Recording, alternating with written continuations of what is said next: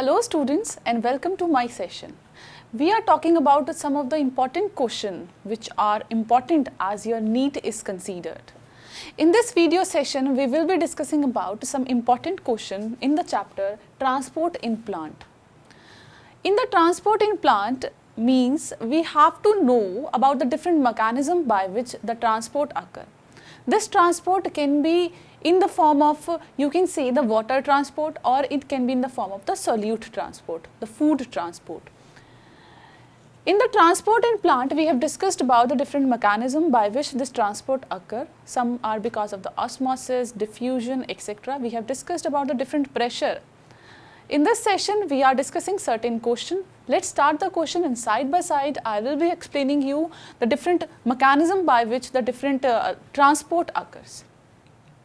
So I have chosen some important questions, right? Let's start the first question. Which one of the following is not related to guttation? Now we are talking about one important process which is called as a guttation. Question arises, what is guttation?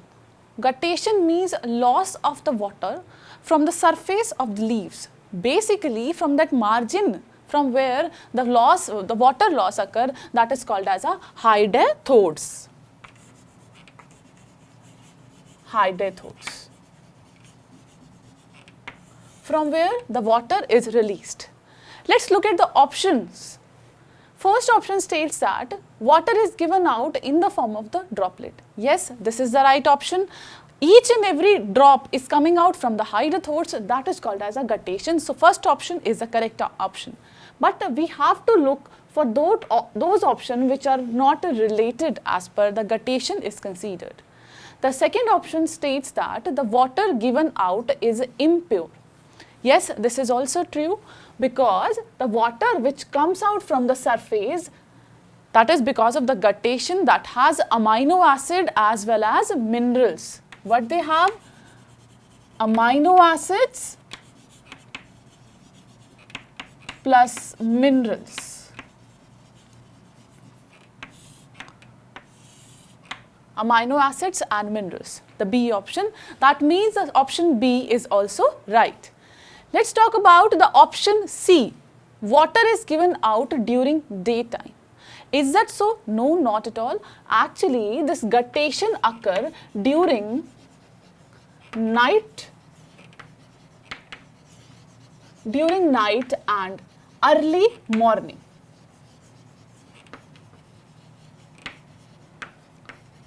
During night and early morning, this happens. So that means that this option is wrong. This option is wrong, or this is right as per your question is considered. But we will not stop here. We will not give our judgment over here. We will look at the fourth option as well. The fourth option states that the guttation is of universal occurrence. Obviously, it is universal. So the correct option, or incorrect, I would rather say, the not related option, which is according to the question, is option number C, right? For the first question, the correct option is option number C. Now, let's move on to the next question.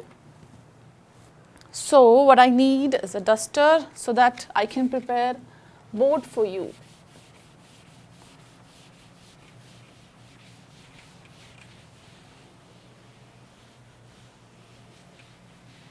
Second question states, by which mechanism the salt resistant plants can get rid of excess of sodium ion to the outer side through the roots.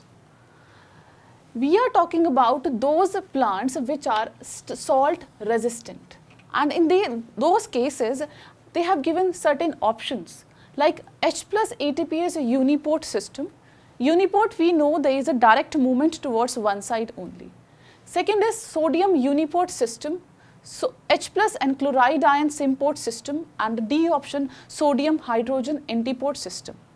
In case of the roots, when they have to balance the excess of the salt, the most prominent, in a most you can say the universal way, they go for sodium hydrogen antiport system.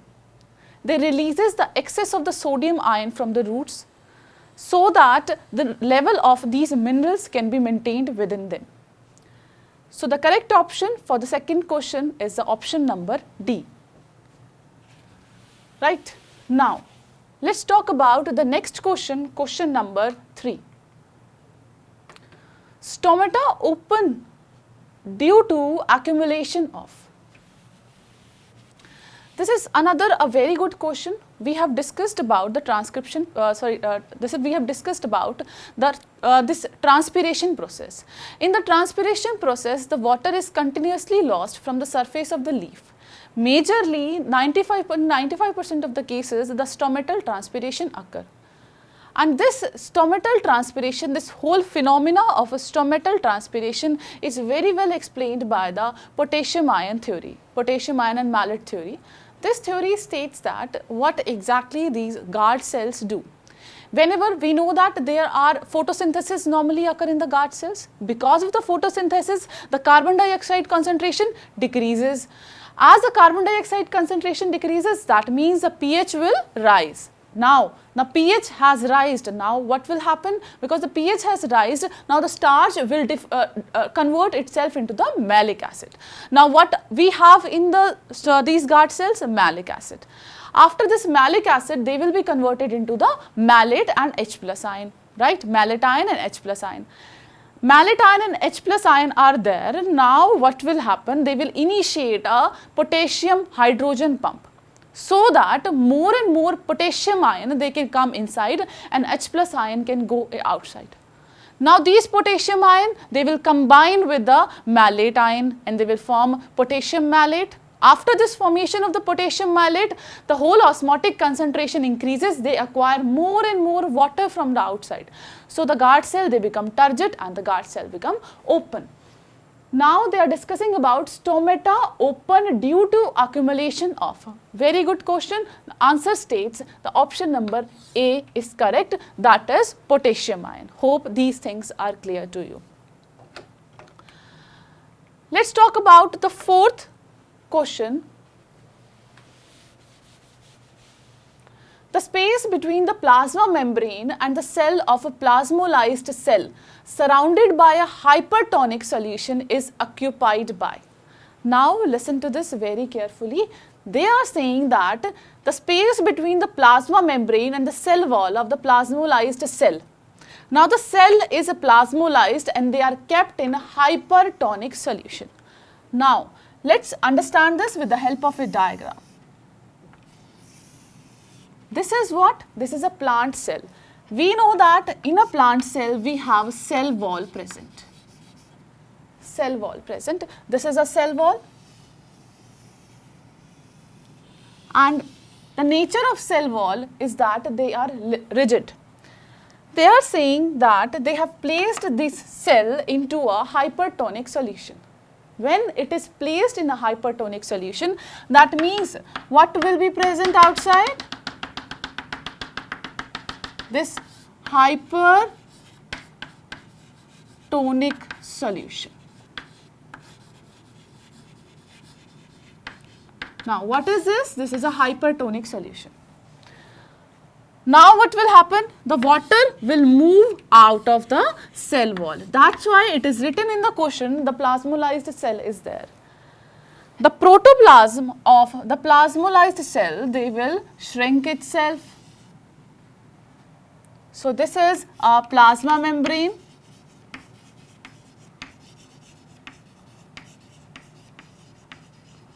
And what is this? Protoplast. Now, let's look at the question again. The space between the plasma membrane and the cell wall of a plasmolysed cell surrounded by a hypertonic solution is occupied by. Now, they are asking this question, this particular space, this whole space over here will be occupied by which solution? The answer is hypertonic solution only. Why? Because there is a movement of the continuous movement of the water from inside to the outside, and that will be balanced when the outside solution they become isotonic. So, the answer is a hypertonic solution. So, the for question number 4, the correct option is option number C. Now, let's discuss about the next question, transpiration. It is related to transpiration. Transpiration is measured by A. Potometer, B. Porometer, prometer, C. Oximeter, third the D1 respirometer. Correct option in this case is a potometer. This particular instrument, how they measure the rate of transpiration, they actually measure rate of water absorption by roots, rate of water absorption by roots from soil.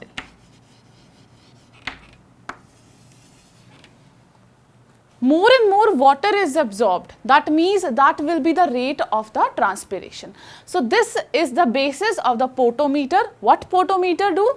They measure the rate of the water absorption by roots from the soil, and they says that more and more water will be absorbed, more and more it will be transpirated.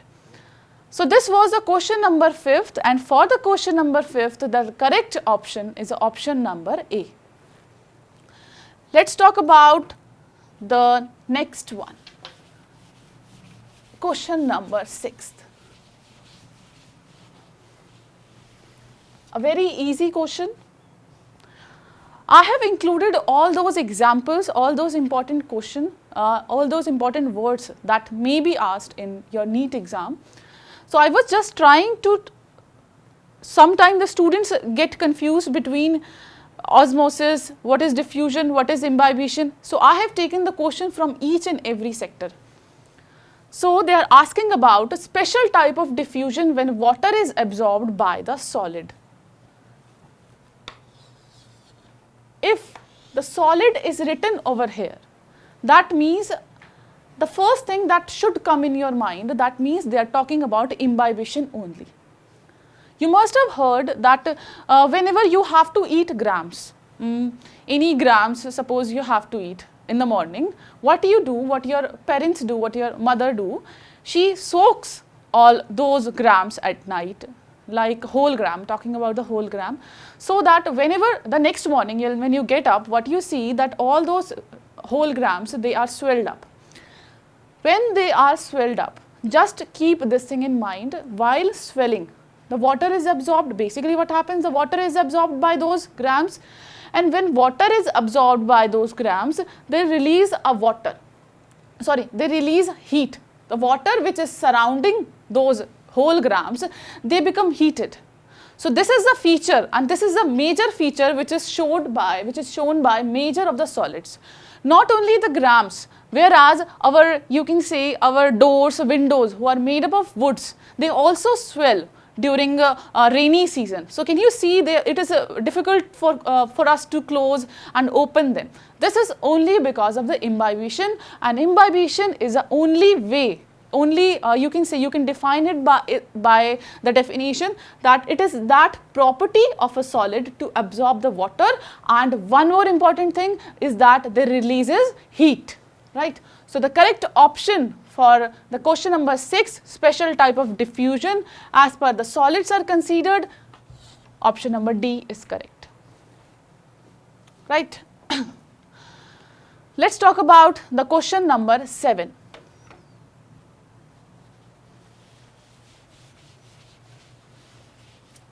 Most of the students, they get confused what are hypotonic, what are hypertonic. So after this question, this hypertonic and hypotonic solution, this will be clear to you. A cell swells up when kept in. Every year they definitely ask a single or one or two question from this chapter only, and they are mainly based upon hypertonic solution, and etc. A cell swells up when kept in. So look at this. They have discussed about the three type of solution: hypotonic, hypertonic and isotonic solution. Hypotonic solution. Now, hypotonic solution.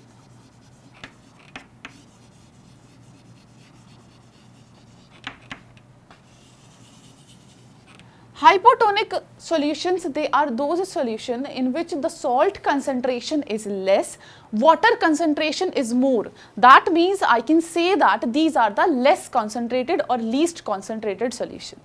I cannot say that such solution is hypertonic or hypotonic. No, I cannot say that. I cannot say that this type of solution is hypertonic or this is a hypotonic until or unless I have another option. And this is basically a comparative property. I cannot say that particular solution is hypotonic without knowing the nature of another cell which is placed in it. So this is a comparative property. That means I am comparing these two solutions. Hypotonic solution, that means they are having less salt and more water. This definition doesn't complete over here. This definition will be completed if I compare this with respect to other solution.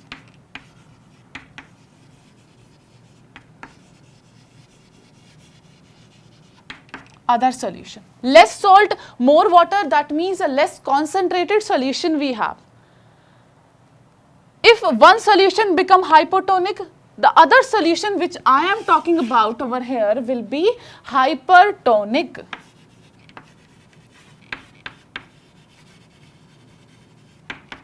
Hypertonic. When it is hypertonic, that means in this case the salts are more as compared to the previous one. Salts are more, and also in this case the water is less. Water is less. Hope the things are clear to you. Hypotonic and hypertonic solution. Let's come back to the question. A cell swells up when kept in hypotonic, hypertonic and isotonic solution. Swells up means it is gaining water. And water has a capability to move from a higher concentration to the lower concentration. That means I have one cell which is placed over here. After some time, I see that such type of cells, the size increased.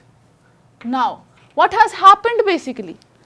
There is a movement of water from outside to the inside. Movement of water has occurred. Now, if the movement of water is occurring, and we know that water moves from water highest concentration to the lowest concentration, more water to the less water places. So here the more water is there, that means a more water is there, and in the cell the less water is there. Outside more water, inside less water. That means in these cases, such type of condition matches. That means the salt in this case, they are less, and in this cases, the salts are more. Now, the answer itself is a hypotonic solution. Normally, the cell will definitely swell when the movement of the water occur, and this movement of the water will only occur when this type of cells will be placed in hypotonic solution. So, the correct option for the question number 7 is option number A. So, let's talk about the next question.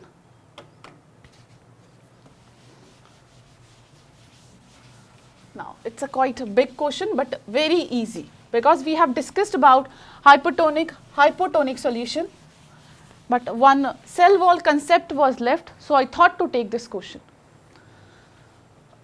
RBC and a plant cell. Now, I have two cells, one is a human cell and another is a plant cell. RBC and a plant cell with a thick cell wall, they have clearly mentioned in the question, plant cell, they have a thick cell wall present, are placed in a distilled water. They are placed in a distilled water. The solute concentration is the same in both the cell. What changes will be observed in them? Now, come at this side. I have taken one jar. In that jar, I have filled some water. And what type of water I have filled? That is a This is a water. And which kind of water? This is distilled water.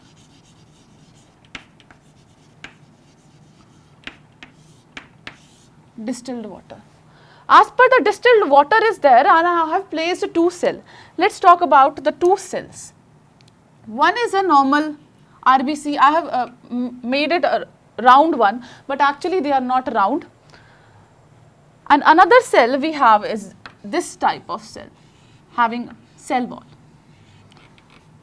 This is a normal cell or RBC, and this is a plant cell.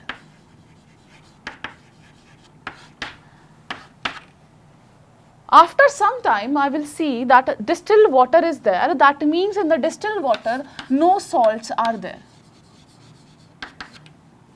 That water will be called as hypotonic water. Am I right?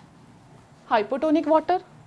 Now what will happen? The water is hypotonic. That means water will tend to enter into these cells. They will tend to enter in both the cells, because the water is entering, so the cell wall, they will become more and more turgid.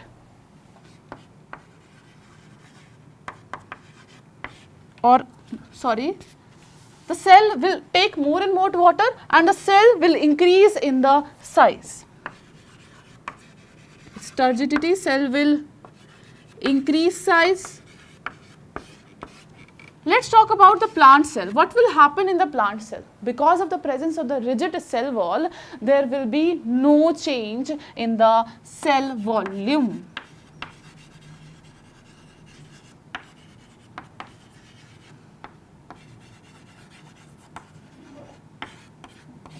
No change in the cell volume. Come at this question again. I have seen that in the plant cell, no change will be there. In case of the RBC, there will be positive change there. The option number A indicates that both plant cell and the RBC would not undergo any change. Is that so? No, this cannot be the right answer. Let's talk about the option number B. The RBC would increase in size and burst. This can happen, right? This is the right one. And while the plant cell will remain about the same size. This is the right option. But we will not stop here, we will explore another options as well. The plant cell would increase in size and burst. No, this cannot happen because they have clearly mentioned, even we know that though they have mentioned also that thick cell wall is present, so this is the wrong option. Both plant cell and the RBC would decrease in size. No. Correct option is option number B for question number 8. Now, another question from same chapter.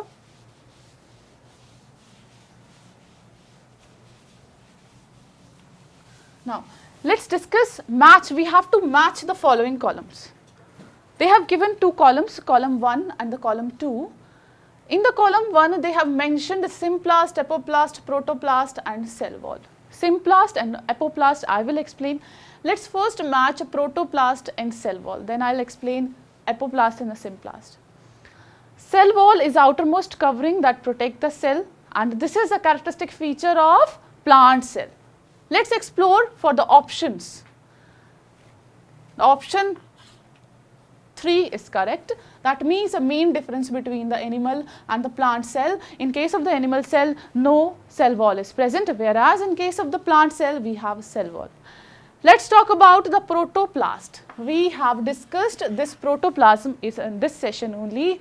I told you that what happens is that whenever a cell wall is there, suppose what I do, I remove the outermost cell wall. The thing that will be left is called as a protoplast. So, the option for C is option number 4, that indicates a cell minus cell wall, right. Let's discuss about the column 1 and the column 2 option A and B. Come at this side so that we can explain.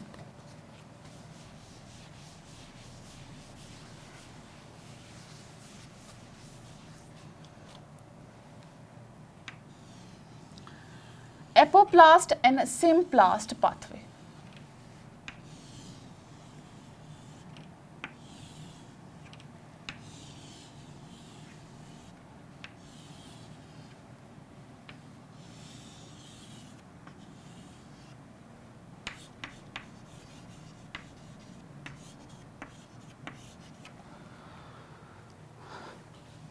I have made some 3-4 type of cells over here.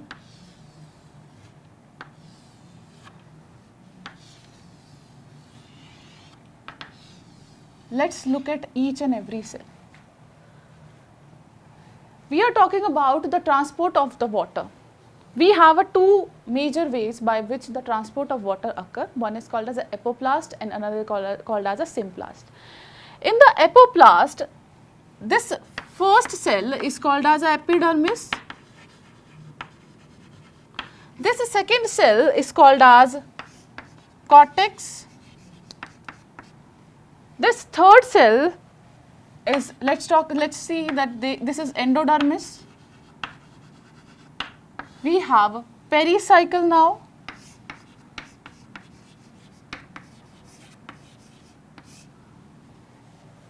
Now, what I have to do, I have to move the water. I have to take the water so that from root hairs, they can transport themselves into the xylem. Now, what will happen? The water will come and like this, they can transfer from one place to another. And we know that the protoplasm or these, they are present like this. Some gaps, they are present in between. These gaps can be present like this. Right. If the water moves from this place to this place to this place, and from this place to this place, from this place to this place, and later on the water is transported into the xylem, this is called as a symplastic pathway.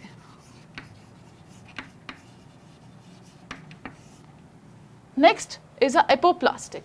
Apoplastic means what will happen? Water will transport like this between the cells. They will transport like this. They will transport like this.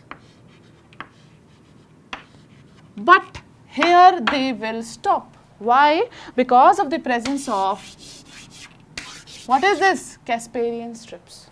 What are these? Casparian strips.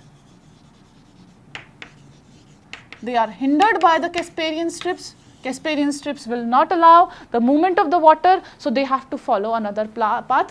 So I'm not going into detail. I just wanna show you with the help of a diagram how this movement of the water occur. And this in orange line, which I have showed over here, this is called as a apoplast. Now, let's look at the options. Symplast. This is called as a system of interconnected protoplast in the plant. Is that so? Yes, this option is the correct one for the symplast. That means water is moving from one protoplast to second to third to fourth. This is how the movement of water occur. So for the A, the correct option is 2. For the apoplast, we are left with the last one. So we can easily write that for apoplast, the system of adjacent cell wall which is continuous throughout the plant. Right? Rest all you can match by yourself and you can look for the appropriate answer. So hope these things are clear to you. Let's move on to last question. Which one of the theory gives the latest explanation for closure of stomata? Now, the best explanation is given by active K plus transport theory.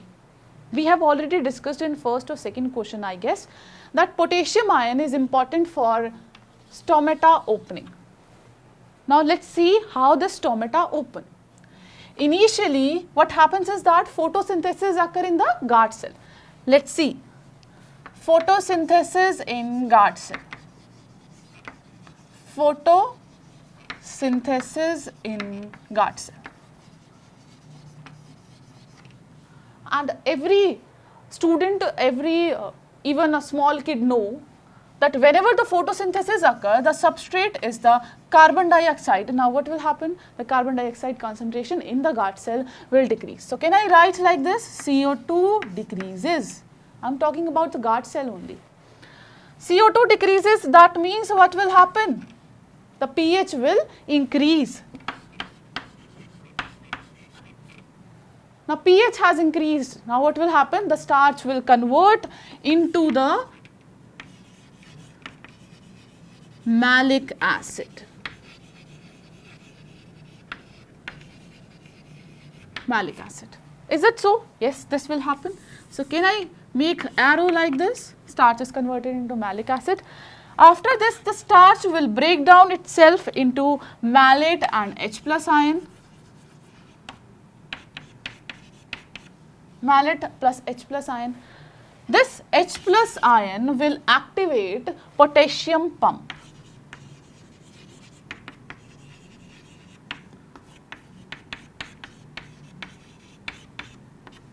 As it will activate the potassium pump, what will happen? Potassium will more and more enter from the subsidiary cell into the guard cell.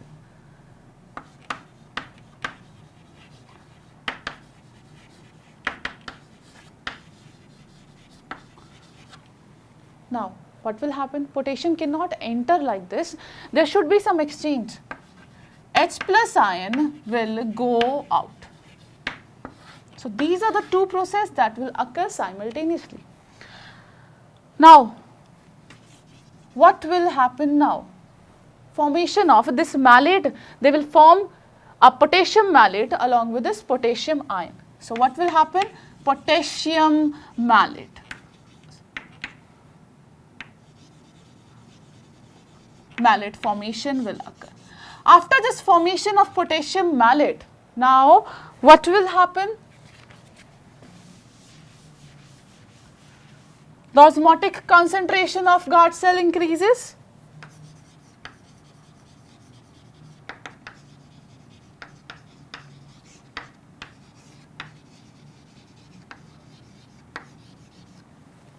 Guard cell will retain more and more water from the subsidiary cells. So, in the guard cell, more and more water will enter. Water from subsidiary cells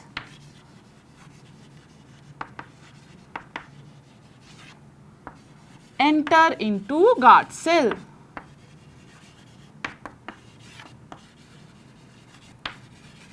As they will enter into the guard cells will open. When guard cell open, the transpiration can occur. So, this is the opening and the closing of the stomata. This whole happens, and this whole cycle is repeated in a opposite direction when they have to close the stomata. So, the question number 10, which one of the following theory give the latest explanation, is the active K plus transport theory. Students, this was the last question. Hope you are clear with all the 10 questions. Students, this is all about the today's session. We'll meet you in next session. We'll discuss more questions.